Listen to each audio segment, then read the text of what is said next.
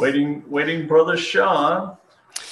Hey everybody, Sean Dotson here with the Flip Side, and this is After Hours with the Flip Side. Well, that was one heck of a show, everybody, and man, we're going to have fun trying to catch up with that. But as you can see, I've got DeCall Thomas here with me, and we've got another person that should be showing up here soon. And just to let everybody know, and this is just kind of our first time doing this, and really kind of unscripted. You know, this kind of put out a warning telling everybody that this is not really a PG-13 event. You know, anything can happen. This is live. So just as a kind of a warning for y'all, and we're just going to discuss pretty much anything Chase related. Tonight was a great show. We're obviously going to want to talk about and some other topics. So really, DeCall, what did you think about the show tonight? Yeah, I loved it. I couldn't hear much of it. I mean, and this guy is obviously not that technical with the headphones. I'd suggest somebody send him some headphones, but obviously Toby's going to do that. Yeah, it sounded like Toby said he was going to buy him a mic and get it sent to him and everything. So it's kind of frustrating when you can't hear and he obviously couldn't hear and couldn't. But they got it together at the end. That was kind of cool. Yeah, I'm just checking up here, making sure we got our live broadcast going. I could see the chat. Yeah, it's not showing up on mine, but you got it? You're seeing it? Yeah, I got it. Like I said, folks, we're going to work out the technicals on this. This is our first time doing it. We're going to have some fun and figure it all out. And we obviously want to get some of your kind of input on the show and kind of where you'd like to see it go. But again, it's just kind of unscripted. We're going to talk about the chase and things that we see going on. But man, this guy, Dr. Tom Smith, he was pretty entertaining. And I wrote down just a couple of the quotes that I thought were hilarious, you know, and I had to think the guy kept drinking Red Bull out of his cup that he had there. I thought the guy was awesome. But he had said one time, you know, he said, "I don't let bears touch my tent." You know, it's like, what? You know, and then he said, "I don't let four-legged creatures make decisions about my life." You know, I thought that was a pretty classic one. Or when he had said, you know, some people think bears are smart and you pull out a rifle on them, they're going to swat it away. And he joked about saying, well, yeah, if you point a stick at them, they're going to swat it away too. It doesn't matter. So the guy had some great points, you know, and talking about, you know, don't lay down for a bear, you know, obviously make a lot of noise. It's not, if you're going to be hiking out alone, you know, you obviously want to have bells and be making noise and things like that. So, yeah, he seemed credible for sure. He definitely knows what he's talking about. And some of that is pretty good information stuff. You got to keep in your head, you know, like back away. That's so simple. You know, don't sit there and group together and none of this, stand, you know, face and stand down the bear. That's not as good as backing away, you know? Yeah. Or what he had said, so, you know, some people said, don't look at the bear, you know, he's like, well, duh, you know, you want to look at the bear. You don't want to take your eyes off the guy because as soon as you do, he's going to be up on you, you know? Yeah. It was very obvious common sense stuff, but he really ruled out all the stupid things that people are saying out there. So yeah, I wonder if he addressed it, you know, like, supposedly, if you're getting attacked by any animal, you don't want to be staring them in the eye or anything like I'm going to kill you sort of look, but maybe a little side, you know, a little different look. Yeah, what do you say one time? He said, you know, people were all talking about you got to strip all your clothes off and throw them up in a tree. I'm like, geez, I think I'm going to dress up like a bear and scare a bunch of college girls or something, you know? Maybe they'll strip all their clothes off or whatever, you know? Yeah, let's try the bear. People really think this stuff? I mean, I don't know. That one guy in Alaska that supposedly was hanging out with bears to prove a point, and he was friends with all the bears, and he had his shack out there, and next thing you know, we're hearing that, well, I haven't heard from him in a while. He said no trace of him anymore, you know. The Yogi Bear and Boo Boo ate him, man. Yeah. I mean, I feel bad. Geez. Yeah, absolutely. But he was living with a bunch of wild bears in there. Yeah. What did he say about the one person said, don't ever curse at a bear? I'm like, what? You don't say whatever you want to, like he really understands you. Oh, you SOB, you called me a dumb bear. You Bears like certain blood type. They like AB positive. So if you're AB positive, don't go out on the trails anywhere, Bear can sniff you out. Oh, you're AB positive. Let me eat you, I mean, if you're driving through Yellowstone, you see these bears like 2,000 yards away. It's like nobody can get near them there, and they're just parking their cars right in the street, Right. And you can't, I mean, they're not anxious to see us at all, Right. Let me get my laptop rolling here. You go ahead and talk. Tell us a little bit about when you said you were up in your search area and you all the bear tracks and everything you were seeing on your trail. Well, man, the first time I went out was in Yellowstone. It was I went to this 7-mile hike over there in Osprey Falls. And yeah, I didn't have bear spray or anything. I was actually by myself, totally by myself, no bear spray. And I suppose the way you can tell the difference between dog tracks and wolf tracks is the wolf tracks are crossing the trail. So if you're seeing and which I did see a lot of dog tracks, wolf tracks crossing the trail, and buffalo tracks and elk tracks, and of course deer, and of course bear tracks. They're all there, and it kind of freaks you out. And what really freaked me out was just, getting severe leg cramps. I mean, my health is a lot better than that was early 2014. That was May of 2014. Yeah. I was a novice, and I went there early. And, but anyway, that was a humbling and learning experience. I bought some bear spray right away. Yep. $50. I was like, can't you find this bear spray any cheaper? 40, $50, And he definitely had some good advice, Dr. Tom, about, not keeping it obviously, in your backpack. I mean, that seemed pretty common sense, but I'm sure a lot of people do that, but keeping it handy. And one thing I didn't think about is he said, take that safety off. He said that trigger's hard enough to pull. I've never pulled one, so I didn't know, but that was some pretty good advice. He said if you are going to carry it in your hand, carry it, out in the open, so you have it handy ready, but take that safety clip out there. I thought that was some pretty good advice. I never would have thought of that, because I always thought, well, heck, I don't want to accidentally spray the hell out of myself out here in the middle of nowhere. But yeah, I mean, I thought that was some pretty good advice there. But we had another kind of scary experience, but the whole story, when we went to my search area, Beaver Creek in the wintertime is no joke. Shannon showed up, but I'm not sure which one she's got here. Yeah, can you hear me? Yeah, we got. But how come you got your video set up? Yeah, for some reason I'm not. Oh, I know. Hold on, you got a lot of echo. Hold on, folks. I gotta promote you. Yes, so I might as well keep talking for a minute. Yeah, go ahead. It was just me and my son. We went to Beaver Creek. There are. She is. And unmute her. There, Shannon. Hey, there she is. That's awesome. We thought you were going to wear a different shirt where we can see your tattoos now. Well, see, you were all conservative on the other show. Yeah, there we go. Nice. Yeah, oh, and I forgot. To put on my party shirt for the party. I forgot. I'm drinking Mexican lager tonight. This is another ska brewery. What do you got there? A Lime-A-Rita. Bud Light, Lime-A-Rita. I was gonna do tequila, but then I was like, that could get dangerous, so I'll just stick to a Lime-A-Rita instead. Well, we know if we want to have a dangerous show, we're gonna tell you to drink tequila. I am a Patron girl. Okay, just saying. If anybody wants to send me some Patron, I will happily accept all of it. Dr. Tom needs a mic, and Shannon needs Patron. Listen, oh my gosh. Dr. Smith, he needs his own show. He was hilarious. Yeah, he was great.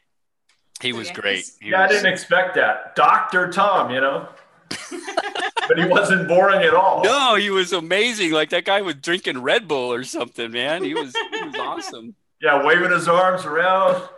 So Shannon, we DeCall and I kind of got in just before 8 o'clock, so we didn't know how long it was going to go. So we couldn't hear, the volume was really low, so we couldn't hear it as well. So just give us a little bit of recap of what you thought of Dr. Tom and what you got out of it and what you thought was kind of the most important thing out of it.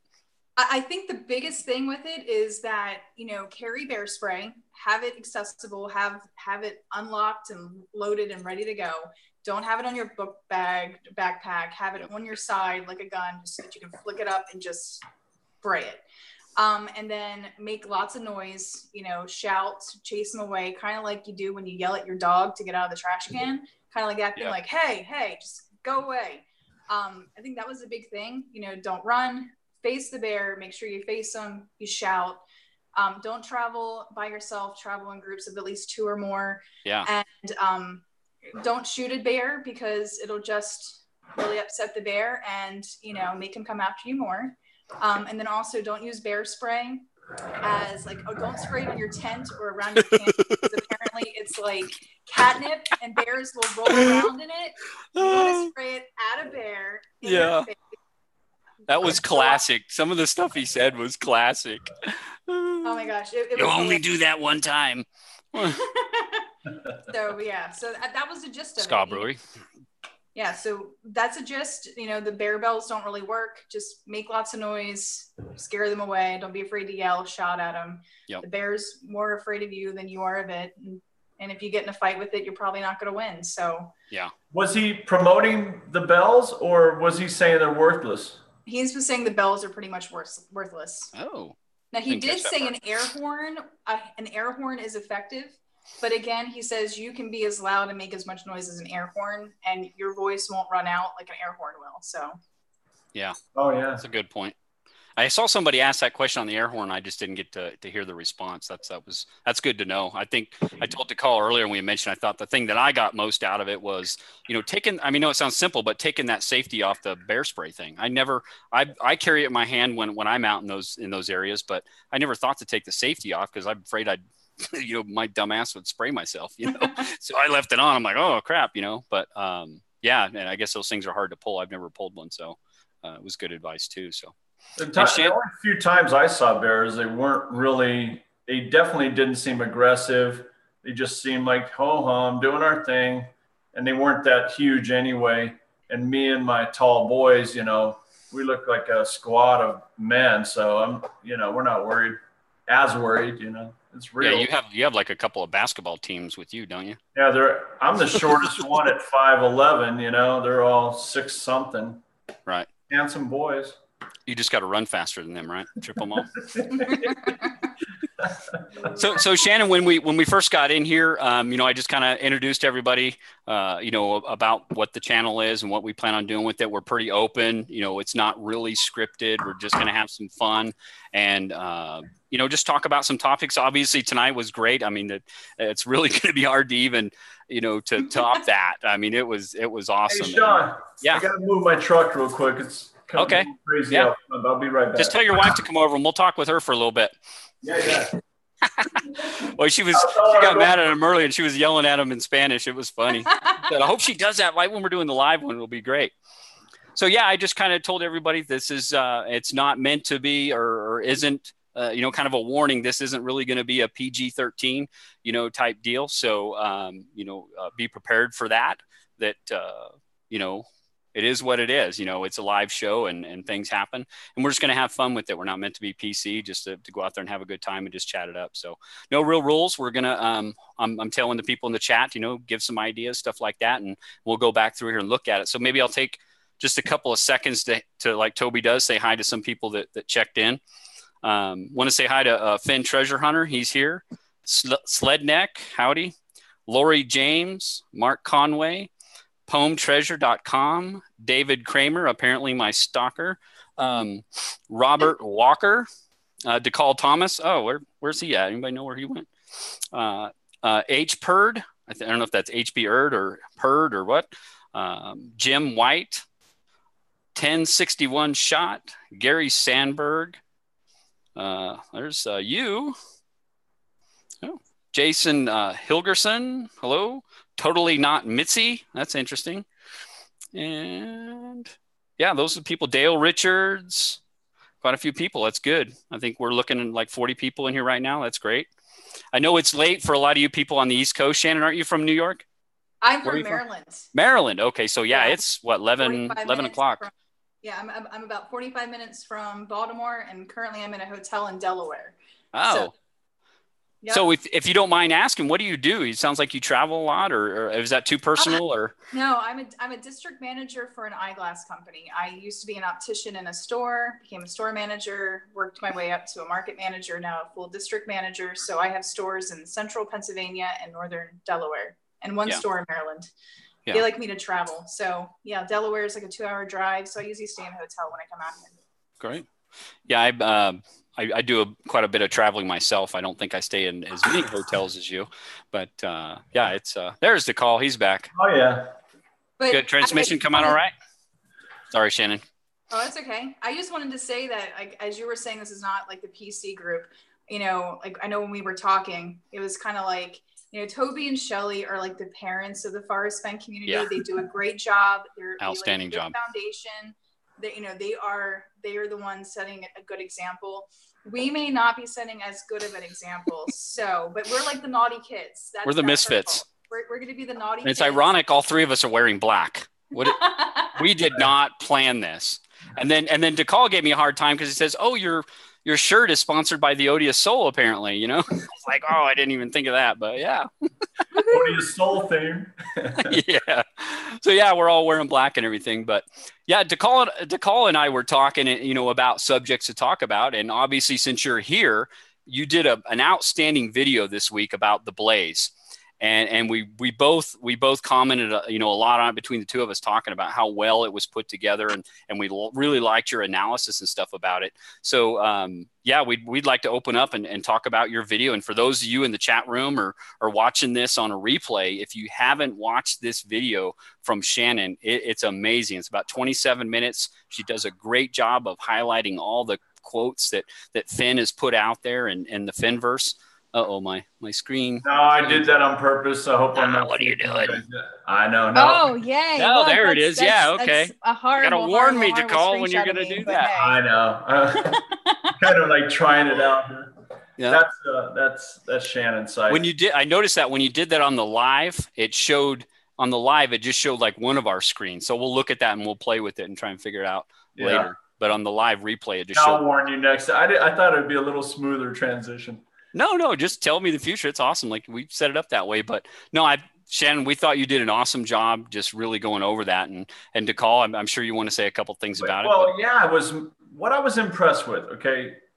There's lots of people talking about the Blaze, right? But people are not analyzing what Fenn said. Okay.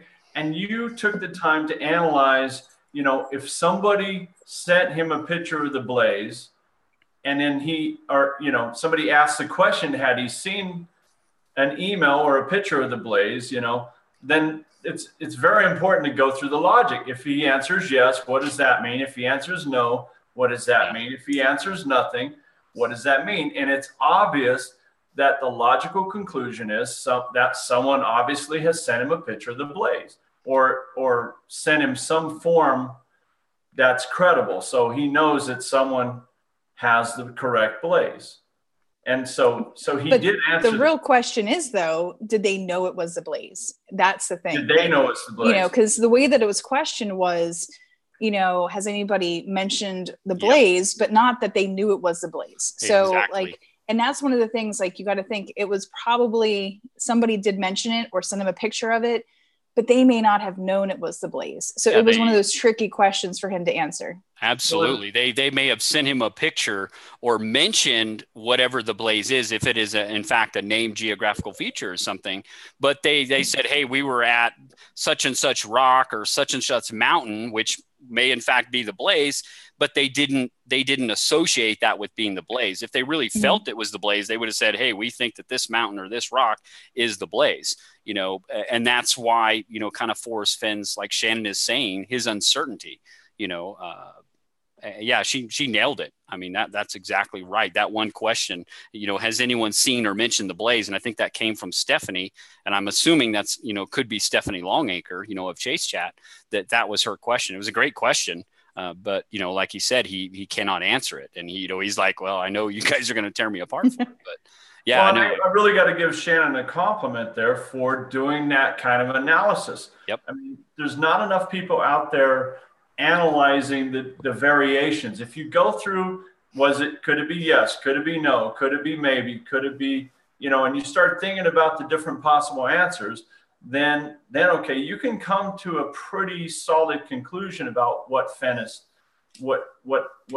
real answer is. I think you can deduce some things, very safely deduce some ideas from the way he answers. I think a lot of people don't do enough work with actually going back and looking at the quotes and actually looking at what he said specifically and thinking about the context he said it in, how he's saying it in. Like if it's from a live video, watch that video, because he'll say things with a smirk on his face and he's joking about it. Yeah. I mean, in print, it may look one way, but like on video, you can definitely tell he didn't mean it the way he said it. He was saying it sarcastically or jokingly. Yeah. And I think we really need to go back and listen to Fenn, watch him, because he gets so passionate about talking about things. And I don't think enough people actually pay attention to his body language. Like I know, DeCall was talking about, like I was talking to him last night on the phone or on Hangouts. And, he had mentioned something about one of the videos where Fenn looked like, what was it, to the upper left or something, which, meant it was a lie. It's so important to read people's body language and look at the full context of everything. There's so much on the blog, so much on the forums, and things get diluted and lost and led astray. Yeah. So it's like, go back to Fenn. If I can hit on something you just mentioned there too, about his body language and stuff, one that really stood out to me, and I know this is a little off topic and we'll get back to the Blaze, but in that Moby Dickens interview, when he's actually reading his poem, he gets down to stanza 5, and he's also, why is it I must go? And then what does he have to, or not why must I go, but so hear me all and listen good. He has to pull out the poem and read it. He puts his glasses on, he sits it down there, but he looks at it just for like a second and then looks away. Like it just had to remind him, or was he cueing on the fact that, pay attention to these words, or I don't know. For me, I look at that body language. That's a little odd, but I know it's a little off topic, but you're right. I mean, the body language and what he says in his videos and the smirks, and you can tell, he's kind of joking around and he's doing a finny on you, I like to call it, Well, with that video, I was thinking, well, is the last stanza not as important as maybe it should be? Yeah. Is did he forget that because it's not important? Yeah. So I mean, it is like, what does it actually mean? What actually happened there? Yeah, and those, the mysteriousness of Forrest Fenn treasure. What is he doing? Yeah, exactly. I mean, I look at stanzas 2 through 4 as kind of the directional clues. That get you from the start to the finish, in my opinion. And then stanzas 1, 5, and 6, while I still believe they're clues and still important, kind of to what you're saying is that 5 and 6 may not have been as important to him as far as the directional. So we'll get back on the Blaze topic, unless you got something to say about that, DeCall, or. No, I just love it. I like. Terry Scant, man, that's a great tool. Me and Ramona used to share, and I still have some stuff to upload to Terry Scant. And I didn't trust him at first. I thought there were going to be some lazy guys that never got around to it. Yeah. And I'm thinking, you want me to invest, hours and hours uploading? I mean, there's still a lot of comments that are out there. People don't, us serious searchers, we have more stuff to contribute there, and we probably will. But isn't it great that you can pull it? I mean, you're a good researcher too. That's fantastic, Shannon. Sean and I, we feel like we've been researching well for years, and it's nice to see. I mean, when did you start, Shannon? You're not that new. Oh, gosh. Okay. Back in 2013, I saw Fenn on the Today Show, and I remember immediately going and thinking, oh, no, wait, there's no way I can figure this out. It's in Montana, Rocky Mountains, whatever. And I'm in Maryland. I'm a poor white girl. There's no way I can afford it to even go look. And so my boyfriend, now my fiance, brought this Fenn treasure thing to me back in shortly after Thanksgiving of 2017. So it's only been like 5 or 6 months, but I dove so deep into it. I drive a lot for work, so I was constantly looking for any live videos and things like that. And I focused on everything where I could find Fenn speaking. And I kind of focused on Fenn speaking. And then I got my solve, and then I got the books. I confirmed my solve. I think there's some diehards out there like us three, And I mean, Sean can rattle off quotes all day. It just blows my mind. And then I've read everything over and over that I can get my hands on. I feel like a poem expert at the same time. But there's a lot to study, and I love it. I love to see these people that, like you, that are tearing it up, kind of digging in deep, like Sean and I and a few other. There's plenty of people that could, have that sort of designation, but not everybody has our personality. These deep divers, we're looking for every scrap. And even though Sean's a poem purist, he's still comparing. He's still the evil poem purist. Like I do put a considerable weight on the book. I put a considerable weight in the philosophy of Fenn's emotional attachment to things, and I love the video because you get the facial and body language, and you're getting more out of that than just any old quote. Even though, wow, these quotes off of Mysterious Writings and places, they're pretty intense clues or hints, whatever you want to call them. Yeah, I would say I'm led to Mysterious Writings for more things than I actually realize, like while doing my research and stuff. It's amazing how many times I'm going back to Mysterious Writings. So Jenny Kyle has gotten some amazing answers out of Fenn. Yeah. So I give her mad props for that. Her analysis on, I forget which one she wrote about. I think she wrote about the Blaze and Warm Water Salt. Her analysis in Homa Brown, I think she wrote Homa Brown was good. Her analysis seems really spot on for whatever that was, 2014 or 2015, pretty early. I think should I admit that I don't even know if I've read her analysis on that? Dun, dun, dun. Yeah. I honestly, well, yeah, you forgot to mention her in the 17 websites too. I know, right? Girl. I was like, well, it's because I never go to that website. The only time I ever go there is when Terry Scant sends me there. But I mean, honestly, I try to stay away from other people's solves and opinions as much as I can, unless there's a keyword that I'm searching and it pops up. Like when I was searching around like the Madison Slide and Earthquake Lake, there were people solves that kind of came up, and then I would look more at their pictures than anything else and be like, does this line up? Right. But all right. There's a lot of chat stuff going on here. Significant questions I see. Yeah, I was gonna go ahead and call if you want to start looking through there. Again, guys, we're just winging it here. We're not scripted. Totally not Mitzi. She asked. I'm taking it you're a she because it looks like a girl in your little thing. It looks like the Queen of Hearts or something. Do we get banned over here for being funny? No, I actually laughed at your comments right before it got deleted on AGK. And I was like, oh no, am I going to get in trouble for laughing at that? So yeah, as you can tell. Sorry, Shannon, I'm stepping over you. You can bring your rape whistle over here to this channel. It's fine. Okay, totally not Mitzi. Okay, when do we get training in that? So. Yeah, we've got no moderators in here. I'm not guaranteeing we won't ever get one. That's dangerous. You know that, Sean, yeah, right? I would. Dangerous. It is very dangerous. We know.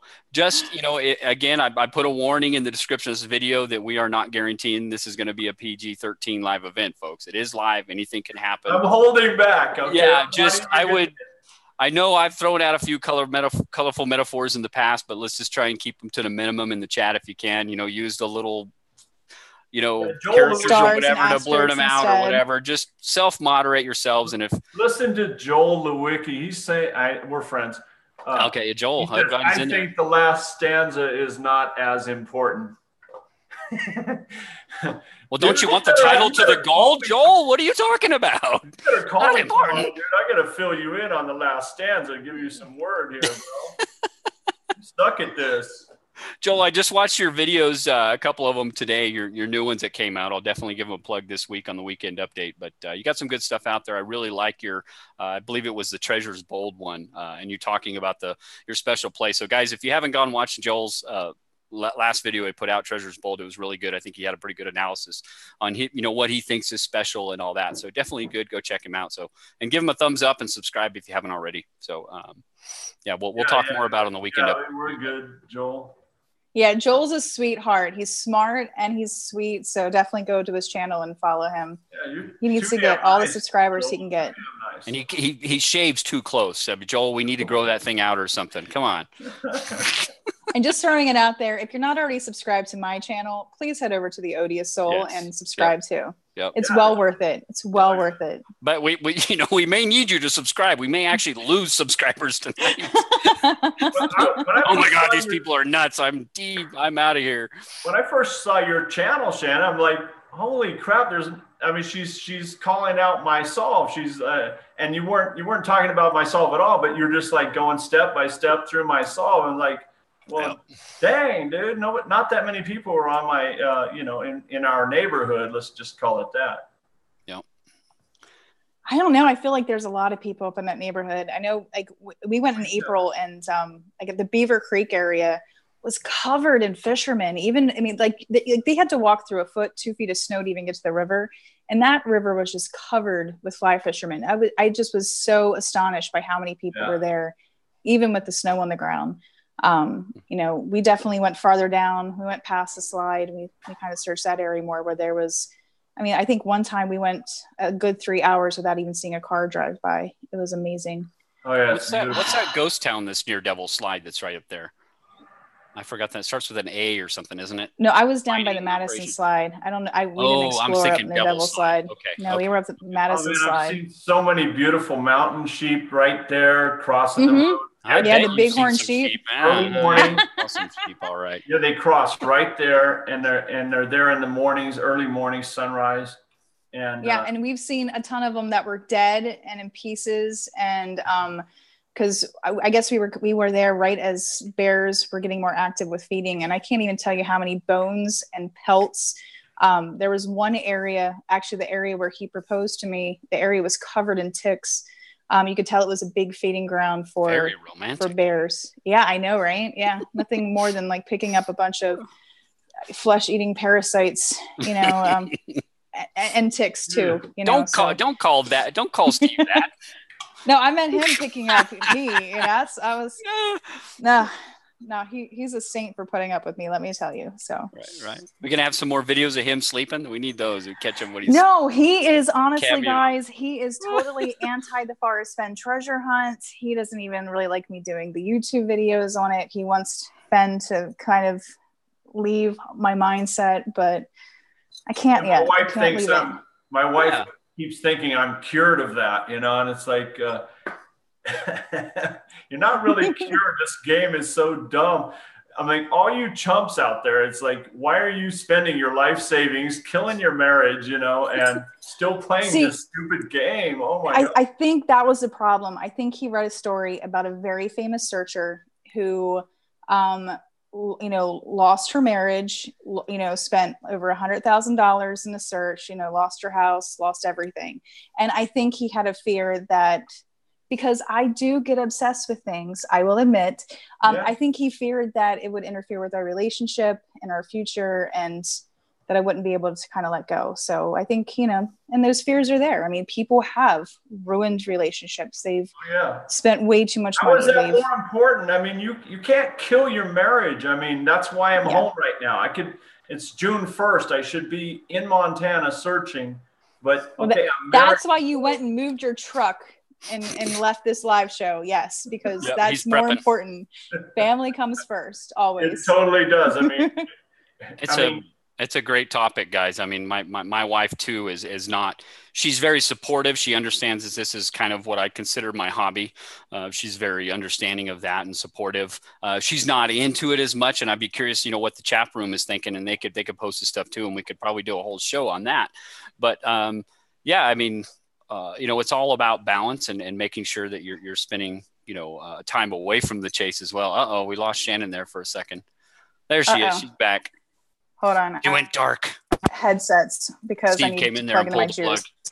I mean, people are losing vehicles. They're changing jobs. They're I don't know if we're continuing on this idea, but it's. I mean, that's one of the. I published my Saul because I want this thing found. I mean, we might save a life here if we're sharing results of searches, and some poor guy doesn't cross Beaver Creek this year. You know, somebody's out there right now in a raft, you know, trying to, you know, whatever the hell they're thinking, you know, people, and, you know, no disgrace to previous searchers, but people aren't thinking that clearly. They're kind of in this Fenn cloud, you know?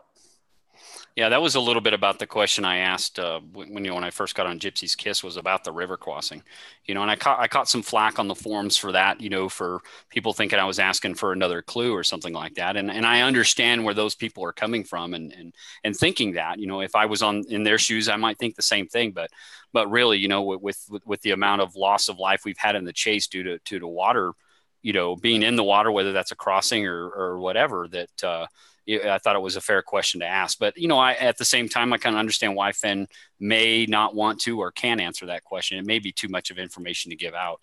So, well, he set this up the way he wanted from the beginning, and it's kind of narcissistic. Okay. It's still about him. Sure. He's making an excuse that we're getting kids off the couch, and we are getting families out there, but it's still about Fenn's life, its history, his legacy. He's basically admitted that in a couple of videos, you know, that, you know, he tries to avoid that, but it's real. It's about his legacy, you know, and people are getting hurt. That's not part of the equation, but it's happening, and it's too late to turn back. No one's going to give up on this till it's found. And I think this collaboration that we're doing may end this sooner in a positive way.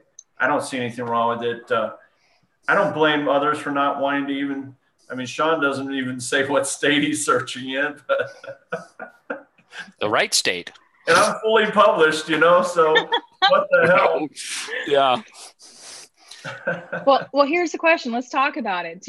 Sean, do you think you have to cross a creek or a river to get to the treasure?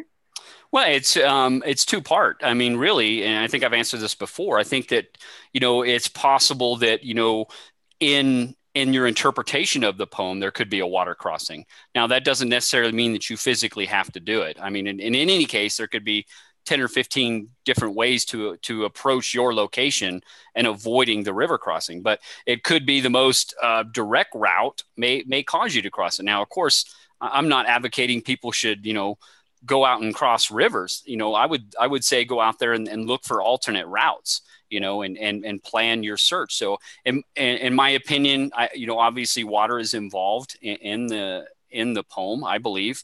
And in the point from where you know, either you park your car, you know, may not have a water crossing, but where the path that the poem may take you, there may be a water crossing. Doesn't necessarily mean that you have to do it.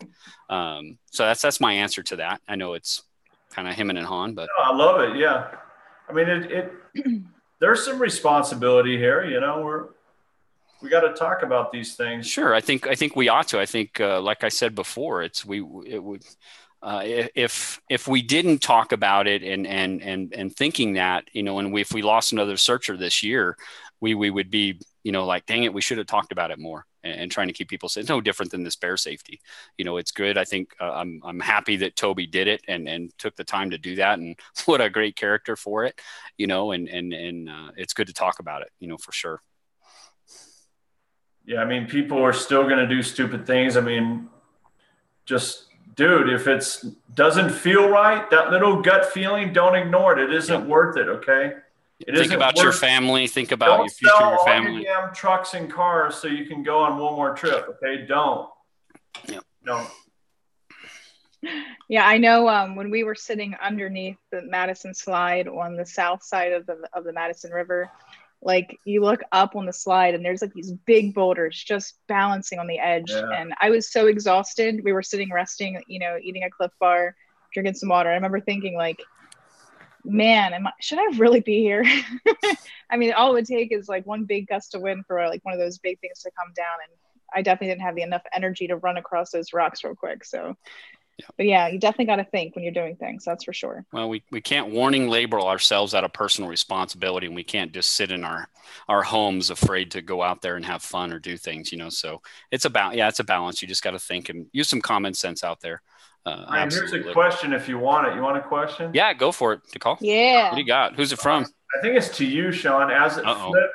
Flip as a poem purist. Who's it from? Oh, David Dow. Okay. Hi, David. Poem purist, what do you think of the first stanza being the last clue?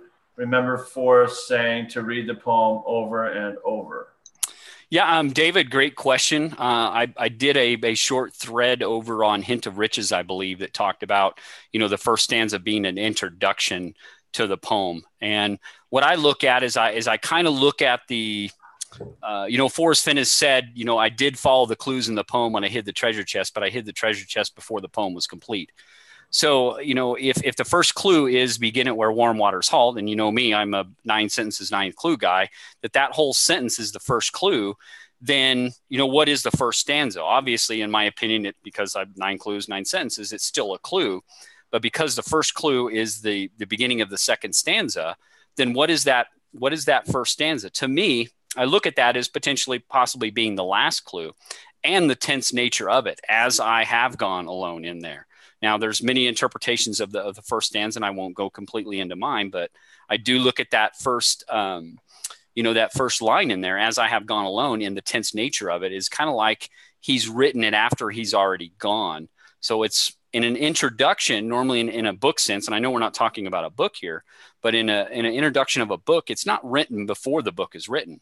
The introduction is written after the book is written, and it's kind of a synopsis that tries to capture the reader and capture their attention. That, do I want to read this book? Does this sound good? Yeah, it sounds good. I want to read it.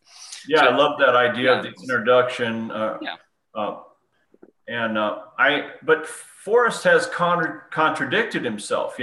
He's literally said that the first clue is begin at where warm waters halt. He's literally said that. Now, was that an accident? Was that a mistake? And we also know that the first line of the poem, or the first sentence of the poem, is obviously the first clue. So now we have 2 first clues. Okay, which one is Forrest? We know he's not dumb, but is he contradicting himself in his own head, or is he really is there some circle nature to this poem? Is the first clue the last clue?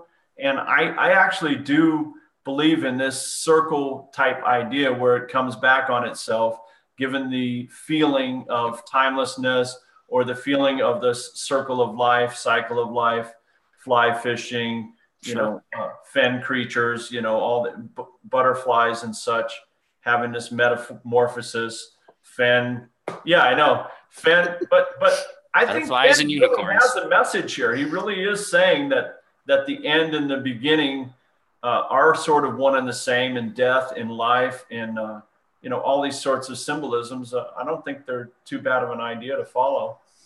What do you think, Shannon? You're smiling over there. I'm just laughing. I to me, the poem, I think the first stanza, when he says, as I've gone alone in there, he's telling you that you're going in someplace. So my personal things, I honestly believe that you're going into a river. You don't actually have to go into the river. I think there's roads and other routes to get down, but I think the poem definitely leads you down a river. The question is, which river does it lead you down?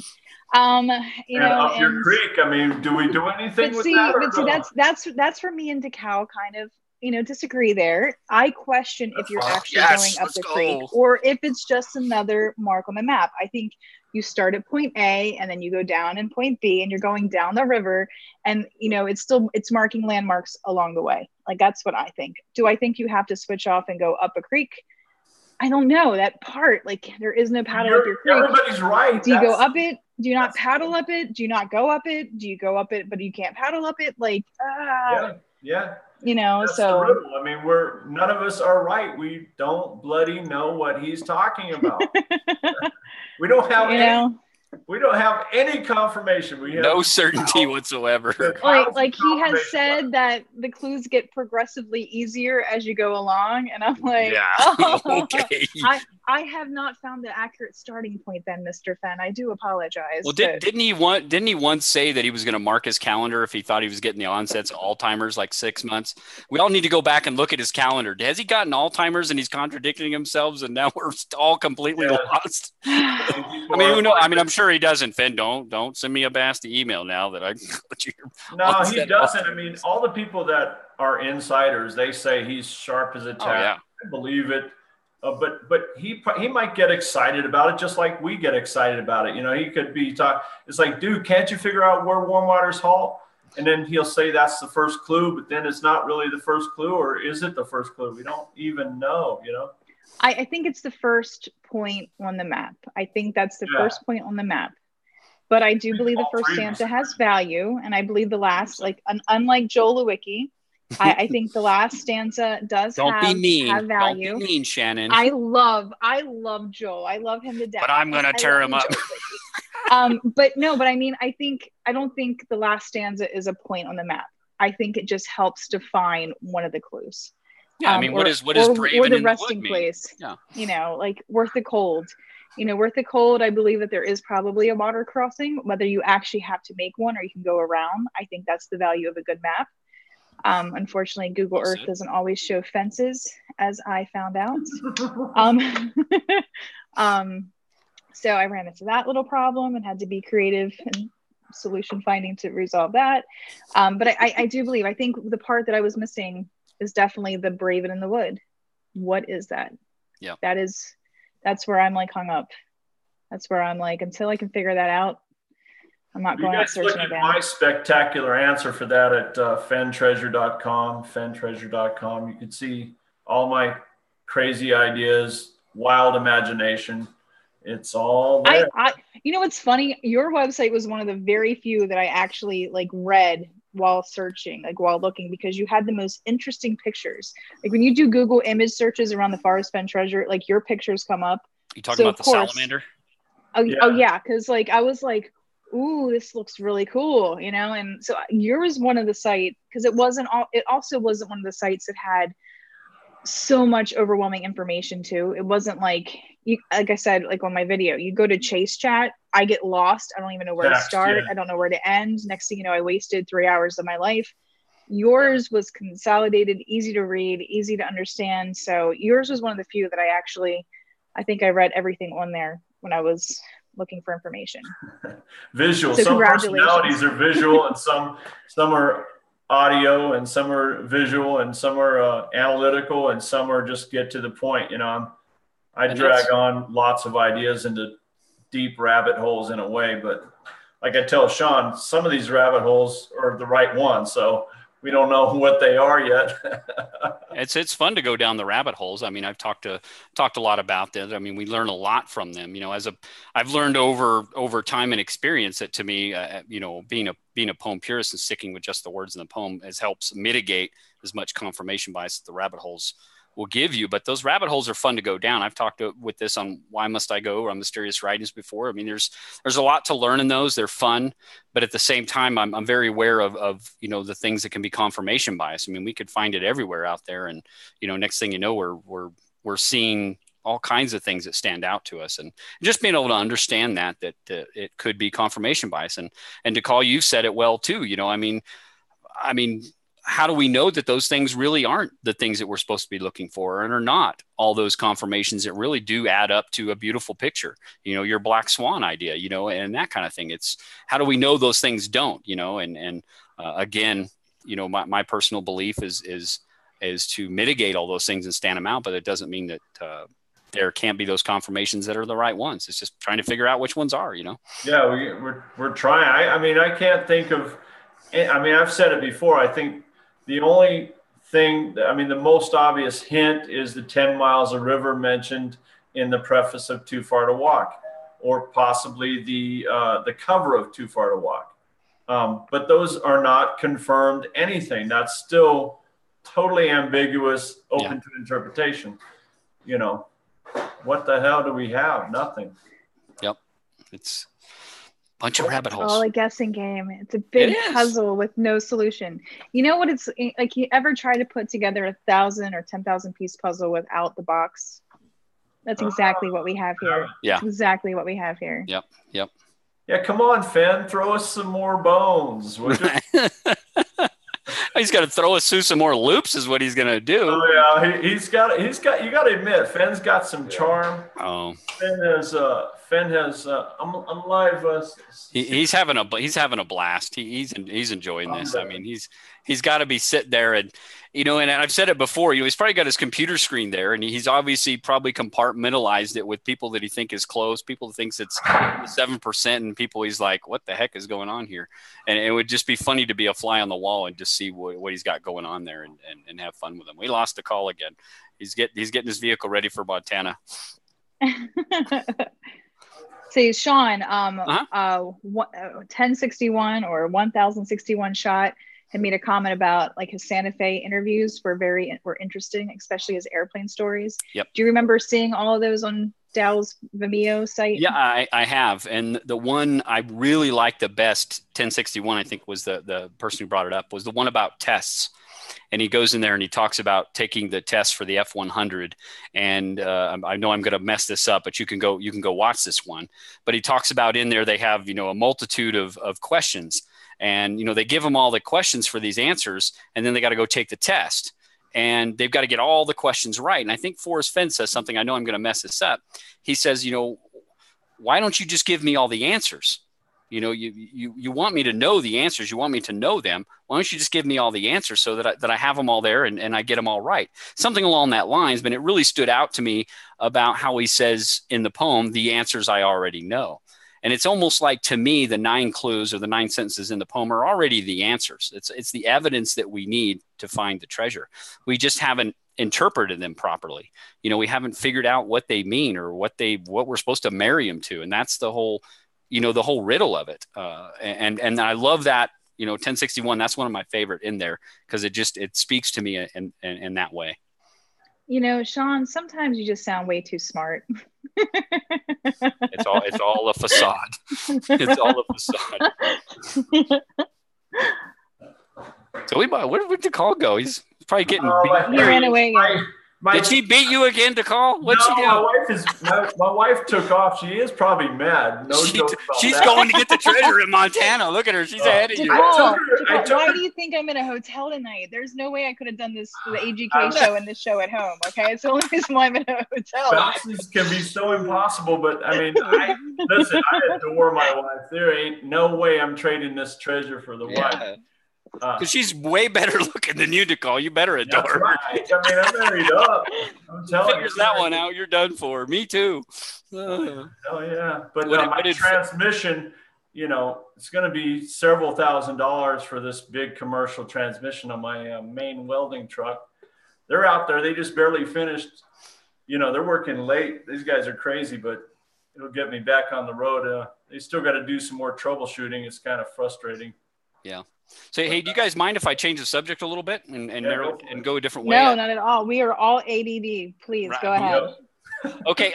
DeCall and I kind of talked about it earlier, but we wanted to talk about Calazar's coins and how well he's doing with his auction, that he's only put out 1,000 coins. I think a Gypsy Kiss says they've got a few they're going to be giving out.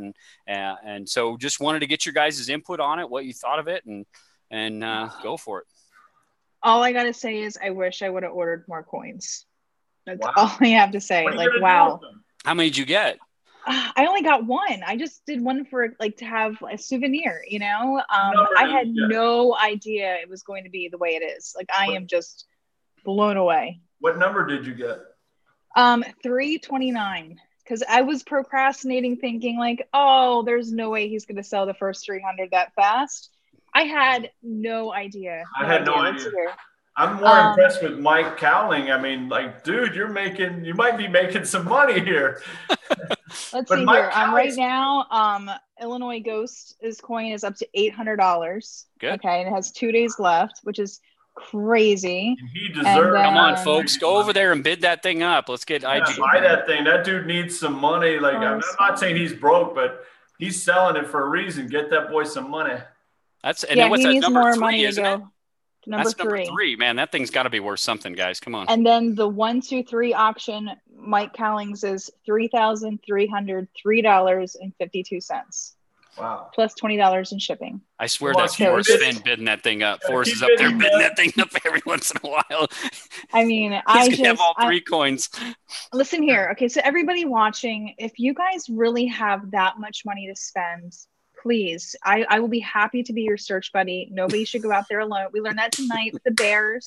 All right. I can buy my own airplane ticket. That's fine. But put up hotel accommodations and all that stuff. Whip your butt.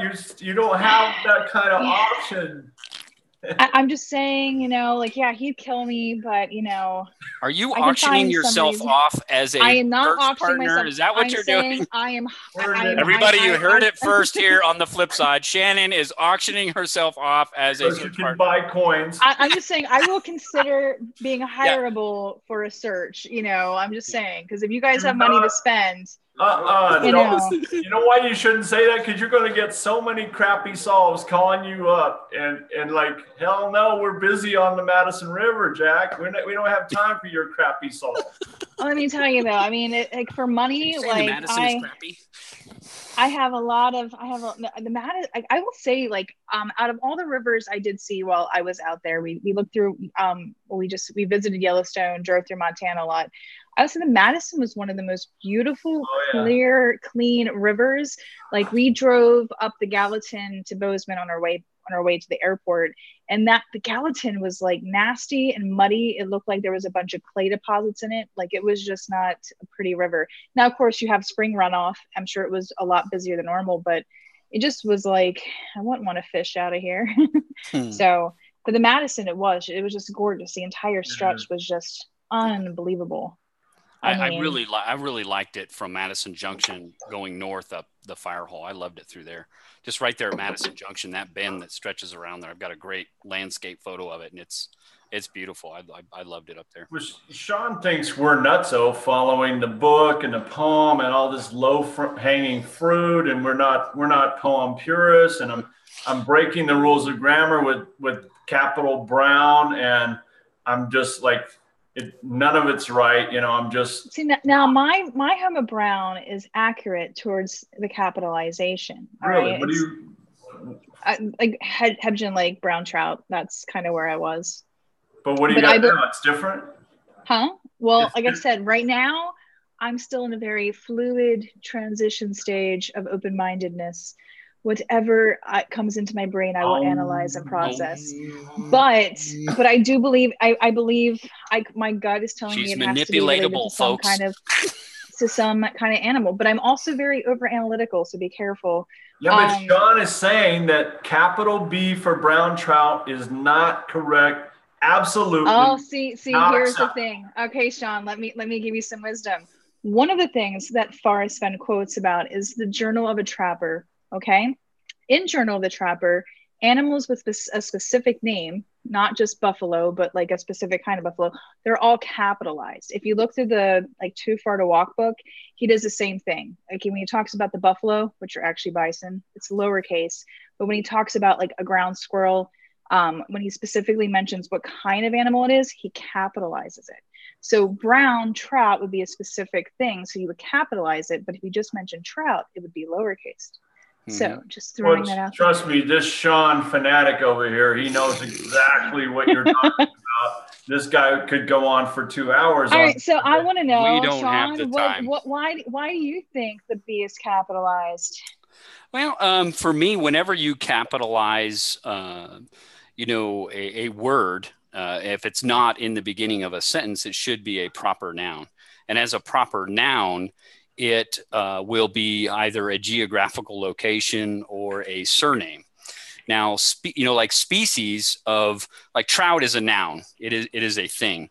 But brown, in the research I've done, and I'm not saying it's absolutely correct 100%, but what I'm researching as far as grammar, brown as a species of trout isn't necessarily a proper noun. Trout is the noun, but brown trout is a subspecies. And subspecies are not necessarily, at least in the grammar I'm researching, is not a proper noun. All right. And people, people listening, okay, he knows, Sean is totally aware that Fenn could be throwing that out, breaking the rules of grammar anyway. We already know that Fenn can break the rules of grammar.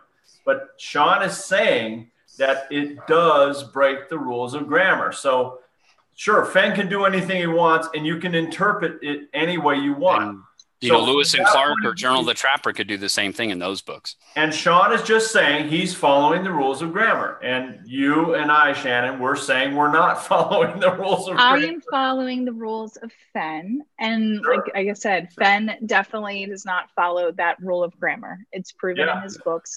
So therefore, you cannot expect him to follow the same rule in his poem either. We all know that that Forrest is a rebel, and apparently this is kicking in a little bit. So excuse my speech, but so I mean, I definitely don't think you can think about grammar. I know, like Troy, Why Must I Go is breaking apart this poem like crazy, but again, it's Fenn. Fenn doesn't try to stick by any rules. He is the one who's going to break every rule he possibly can. Well, I think if he really has to accomplish something with any line or any word, then he will do it, okay? Because like halt and walk, they don't rhyme. There's obviously some hidden purpose there. I believe halt is an omega, but who the heck cares what I think? There's still some hidden secret there because halt and walk don't rhyme. They just don't.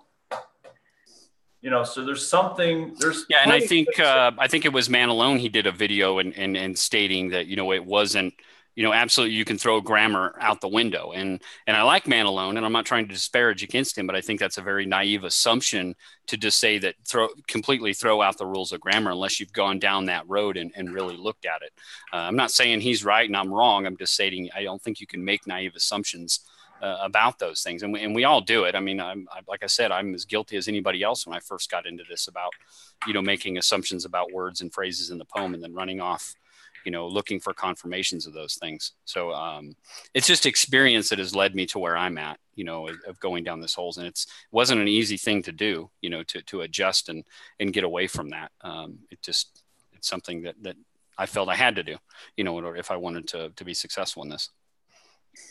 Oh, well, I wish you luck, man. I just want to know where it is. I mean, seriously, anybody out there who finds this treasure, I don't want to lay claim to it. I don't want nothing. I just want to know where it is. Yep. I just want to know for my sanity where exactly it is. And doesn't he ask that question? I mean, he asks that in the Jennifer London video.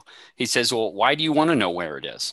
He's asked that of people. Why do you want to know where it is? And people just what is the answer to that question? How do you answer that? You just want to know because you want to know? I mean, to me, don't you want to discover? Don't you want to figure it out? And to me, I don't want to just know. And I know that's going to be the three questions that when somebody finds this, and it is announced by Forrest Fenn or whatever, that the three questions people are going to want to know is one, where was it? Obviously. Two, what was the correct solve? And three, who found it? Those are the three questions. And I've gotten some flack for saying, as a community, do we deserve to know the answer? Are we entitled to know that answer? She's shaking her head. Yeah. I mean, if somebody else finds it and I don't find it, yeah, of course, I'm like everybody else. I want to know where it is too. Yeah. I mean, but then the thrill of the chase is gone. That's complete. Yeah. To me, the thrill is trying to figure it out. But if it's been found, I want to know. Right. It's like when somebody asks you a riddle, it's like, if I can't figure out the riddle within 5 minutes, I'm Googling to look for the answer. Well, let's just say the treasure was nothing but a plaque that said, "Great, you found my spot." Would people, if somebody found it and sent a picture of that plaque, would you want to know where that plaque was? Or would you say, don't tell me, I want to figure it out? Everybody wants to, I mean, we get so wrapped around this because it is about money and 15 minutes of fame or whatever.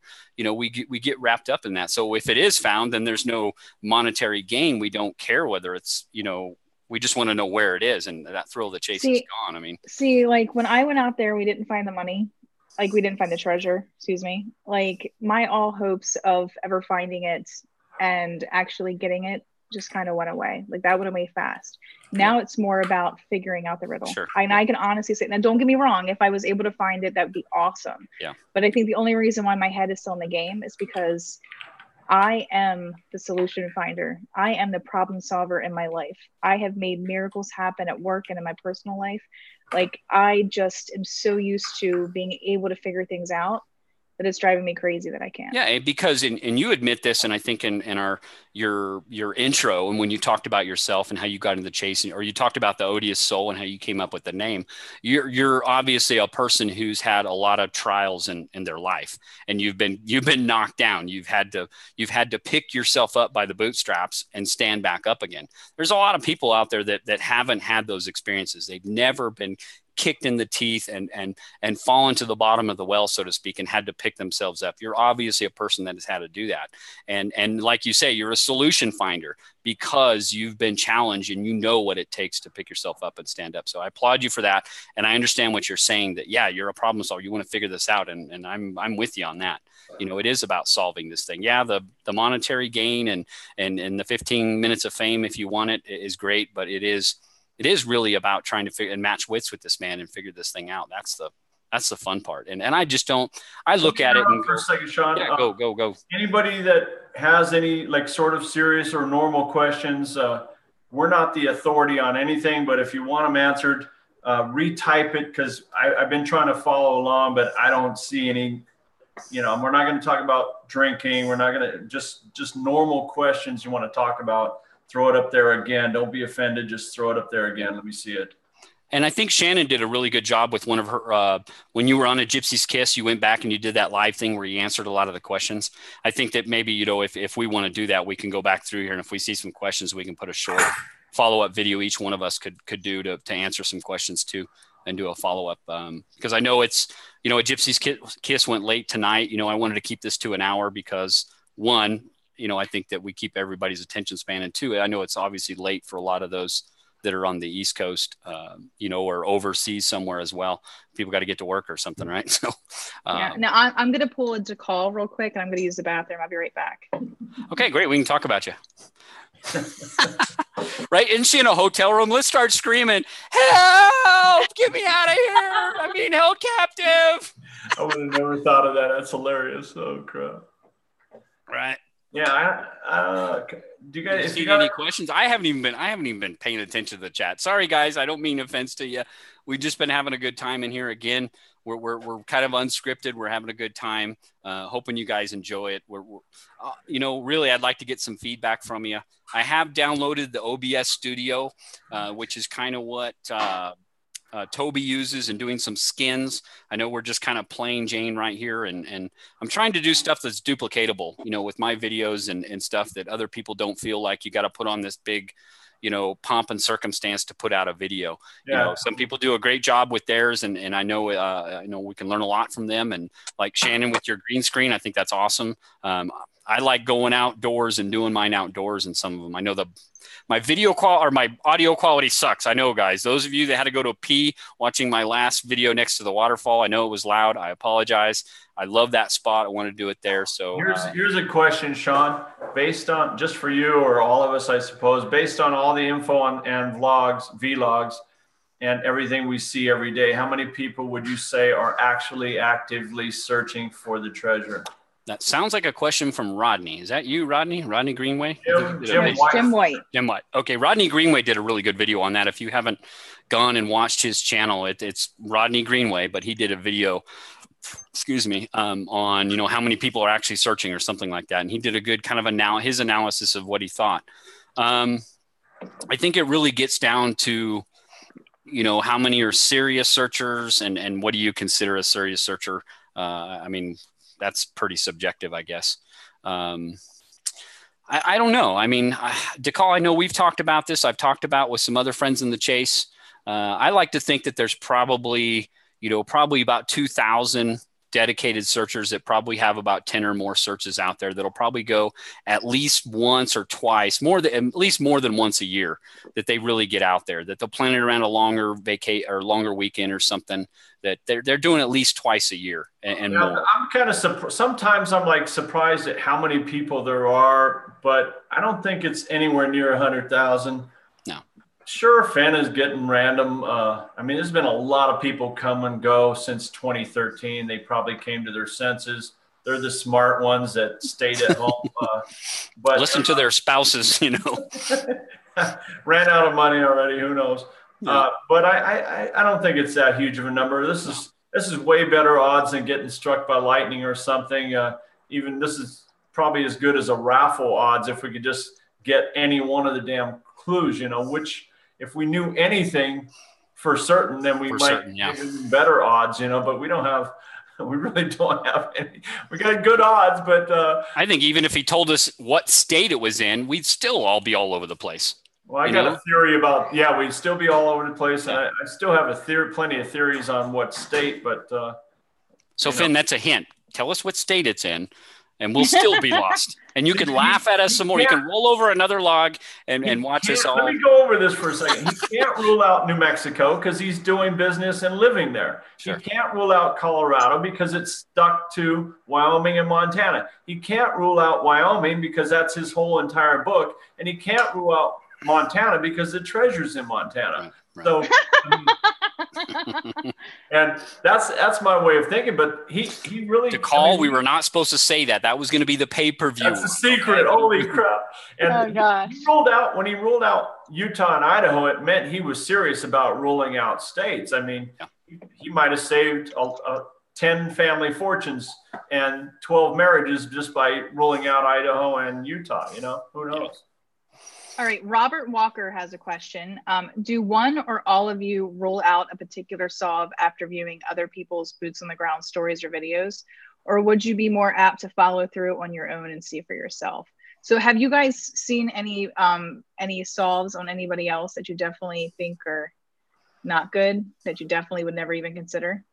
No, I wouldn't say that. When I read a person solve, a lot of times I kind of lose a little bit of interest at what their interpretation is. Shannon, we lost you again.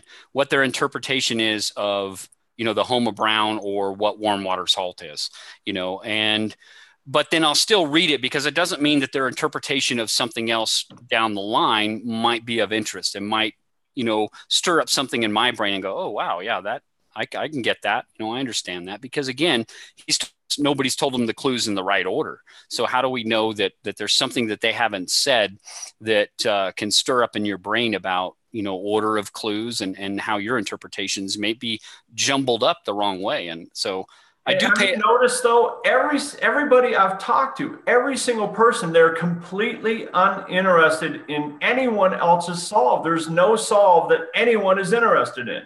Well, they try and take stuff out of that. Sorry, Shannon. They try and take stuff out of that solve and force fit it into their own. So sorry, go ahead, Shannon. Oh, Sean, I have to switch over to my computer. I just logged into my computer, so I'm going to disconnect from my tablet. Can you make sure you can see me? Nope, can't see you now.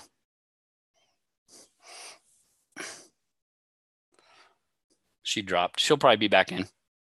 So yeah, you're right. You're right to call. And you can probably text her to call. I think you got her number, right? I don't know what I have. We're down to 2. She has my number. I don't have her number yet. She has my Google Hangout. We'll see. She'll pop back up as another attending. We can pop her back in. Probably going to wrap this up a little bit here too. It's 10 o'clock my time. I know it's 9. Yeah, it's time. And Shannon's around midnight. We'll give her just a couple minutes to pop back in. But yeah, guys, I mean, this has been fun. I kind of like the format. Again, it's just open conversation. We're having fun, and we're just gonna, follow where this rabbit hole kind of leads us in this chat. So we hope that it's been fun for everybody in the chat room, and we, if you got some ideas and suggestions, throw it in the chat. We'll go back and we'll read the live chat replay and see what we can pick out of it and try and make this, fine tune a little bit. Again, like I said, I've got the OBS software, and then I'll be playing with that, try and do some skins and add some scrolling text and try and make it look a little bit better. Again, I don't want to, scare any other people away thinking that they got to do some huge, production out there. So, yeah, keep it simple, bro. I think people are going to like this, and we haven't even begun to scratch the surface on what people are really talking about. I like to talk about the poem in a more serious fashion, without getting boring. I think there's a lot still to talk about. We could do this every Wednesday for a year, dude. Yeah. And there she is. Yep. Hold on. Let me unmute you. Oh, hold on. There we go. Are you there? Yeah, can you hear me? Yeah. Yep. Good. Did you do like a color change with your hair when you're gone? It looks like more red now. Just different webcam. Right. And I'm like doing some kind of like strange like test on my microphone, and I can't get it to stop. So we were just starting to kind of wrap it up. Just telling everybody that we'd like to read some suggestions of what they think we can do with this channel as far as the after hours go, and fine tune it, kind of tailor it, listen to our audience and what they like. And I don't know, Shannon, you got any suggestions on that or anything for the chat room? Just give me 1 second. I don't know if you guys can hear it, but I got this horrible like I'm testing stuff, and there's something like a bell ringing in my ear. Yeah, let me say something to Jason Eunice. Hey, it's kind of cool having Jason Eunice on here. I don't feel any pressure. He asked, do we feel pressure about the gut feeling statement by Fenn? Dude, I'm way past caring. I don't even care anymore, dude. And you couldn't drag me away from my solve with 10 2x4s and a shotgun. I'm in it. I think we're all serious about this game, but I love your tin work. That's what I want to say. Metal worker to metal worker. Okay. You got to look up some of my brother's Damascus steel sometime. We'll talk about it later, but I like your tin work. Yeah. And Jason, I think I've said before that, and it sounds a little whimsical, I'll admit, but, I think that, the finder of this treasure has already been, somewhat predetermined by fate the moment that Forrest Fenn, abandoned that book out in the bookstore, back in 2010. So it's, no matter what, DeCall, Shannon, or I all do, it's already predetermined whether it's going to be us that finds it or the person that was already predetermined. It's already kind of set. That just hasn't happened yet, in my opinion. I know that sounds a little whimsical, but that's just kind of my opinion on that. Shannon, you're smirking. Yeah, why can't I be the one who's predetermined to find this? And you may be. We don't know. I do believe that everything happens for a reason. And I know that, and there's a reason why I was so confident, and there's a reason why I didn't find it. And who knows? Maybe I'll become a YouTube sensation. Who knows? Like maybe that's my path. You are a YouTube sensation. I don't know. You still have more subscribers than me, so I got. You're catching me really fast. Honestly, I'm actually very flattered. I can't believe how well the channel's doing as quickly as it is. Like I'm just, it blows my mind. I'm like, holy moly, So I'm just beyond flattered. Just incredible. Which is one reason why I'm still doing it and not listening to my fiance and stopping. Shansation. That's pretty cool. That's a good. Did somebody say Shansation? Who said that? Shansational. Yeah, there it is. Totally not Mitzi. There you go. We coined a new phrase. Thank you, Mitzi. Not Mitzi. I'm going in the dictionary. Oh my God, too funny, right. Too funny. Well, guys, you got any last comments? You guys want to plug your channel real quick? I know Toby likes to do that. We'll follow lead. I do have just Google DeCall Thomas. You'll find all kinds of crap on me. It's all, tons about welding and Fenn treasure stuff, whatever, dude. You'll find me. Yeah. Call me up. I don't care. Do not Google me because I don't want you to know half the stuff about me that's out there on the internet. But you can find me at The Odious Soul on YouTube. I also have a very basic website, odioussoul.com. which is where you can see where I'm at on social networks, where you can stalk me there. You can also communicate with me through the contact page. So thank you guys for joining us tonight. This has been really fun. Hopefully I didn't get too crazy. I didn't even finish this chat, man. It's like midnight. It's after midnight. I got to work tomorrow. Yeah. No, Shannon won't be doing a video tomorrow. That's how we do it, though. Right. Well, guys, everybody, if you're here at the channel, I'm Sean Dotson with The Flip Side. You can find me also on the forums as Sean New Mexico. This has been a lot of fun tonight. I hope that you all have enjoyed it. If you have, please obviously give it a like. If you don't, there's a dislike button as well. And please add some comments in there after this goes live. Give us your feedback on what you thought of the channel and give us some ideas you think that we might be able to fine tune this. We're completely open to it. This is going to be kind of your channel as well. We're just going to have fun with this. I really like having Shannon and DeCall here. I think we're very well rounded, but I'm also open to bring on some other people as well. Don't necessarily have to have a YouTube channel. You know, if you just want to come on and chat with us and chat with the room, where we're open to that as well. We're just talk some trash though, bro. You gotta stiffen up your spine if you're gonna be on here, because we talking trash. All right? We're not talking trash. We're just having fun. No, you gotta be tough though. Shannon's tough. We ain't worried. Gotta have some thick skin, folks. But it's been a lot of fun. Again, if you like the video, make sure you'll give it a like and subscribe to the Flip Side, subscribe to the Odious Soul, and subscribe to DeCall Thomas's channel. If you get a chance, there's some great content out there. And guess what, folks? We will catch you all on the flip side. Bye. What are we doing? We'll see you guys. Have a good night.